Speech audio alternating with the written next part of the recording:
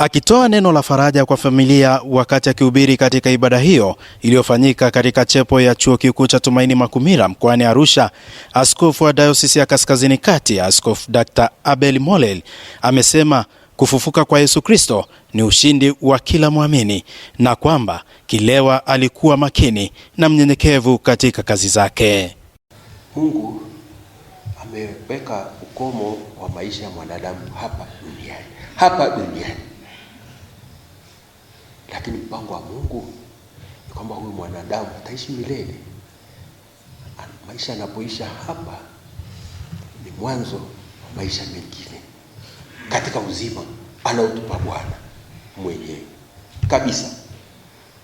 Kwa kuwa ameweka ukomo wa kila mtu, ni vizuri mwanadamu saa zote atambue, na unatambua tangu unapopata ufahamu, tangu unapopata nuru ya neno la Mungu.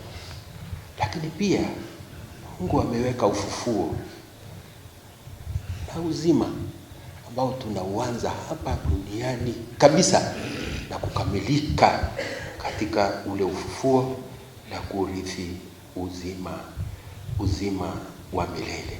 Akitoa salamu kwa niaba ya maaskofu, askofu wa KKKT Dayosisi ya Mwanga, Askofu Charles Mjema, amesema kanisa halitosahau mchango uliotolewa na marehemu Kilewa, huku makamu mkuu wa Chuo Kikuu cha Tumaini Makumira, Mchungaji Profesa Faustin Mahali, akisema miaka 18 wa utumishi wa marehemu Kilewa kuna mambo mengi ya kujifunza kwake. Tunajua ya kwamba aliyelala alifanya kazi pamoja nasi, lakini alikuwa mtu mwema, sio muungwana tu, mtu mwema. Na mhubiri alipokuwa akihubiri akatukumbusha sana kukaa katika mikono ya Mungu.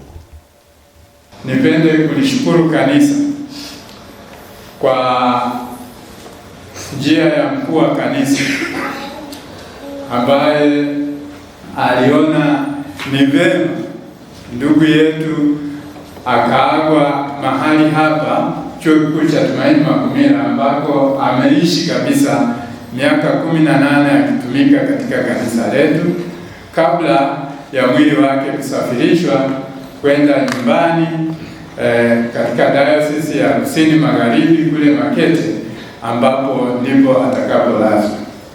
Akisoma wasifu wa marehemu kwa niaba ya katibu mkuu wa KKKT, naibu katibu mkuu fedha na utawala KKKT, CPA Adrian Ulotu, ametaja nyadhifa alizowahi kuzishika katika kanisa, huku waliowahi kufanya naye kazi akiwemo Dr. Paul Mbando kutoka makao makuu ya KKKT na Profesa Godwill Mtui kutoka Chuo Kikuu cha Tumaini Makumira, wakikiri kuwa amekuwa na mchango mkubwa kwao.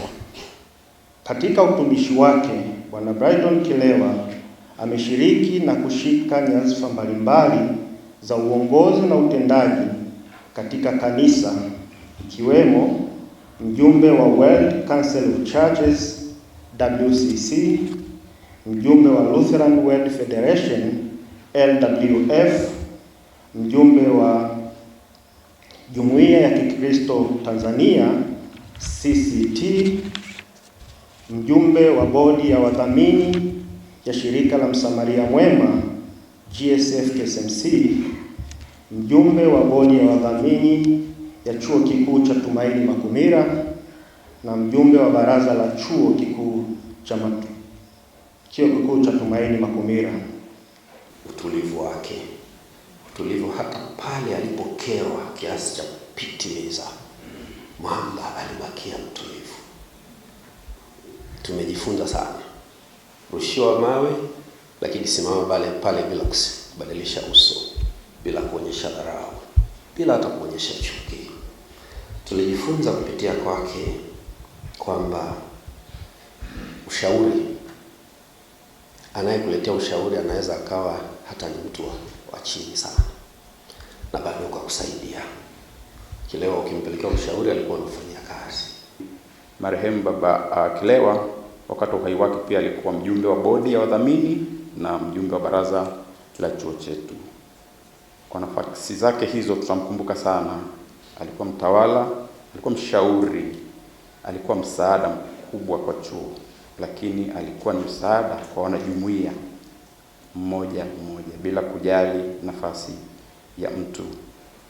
Amesema makamu mkuu kwamba aliishi hapa miaka aliyoitaja 18 nilisikia. Kwa hiyo ni sehemu ya jumuiya hii.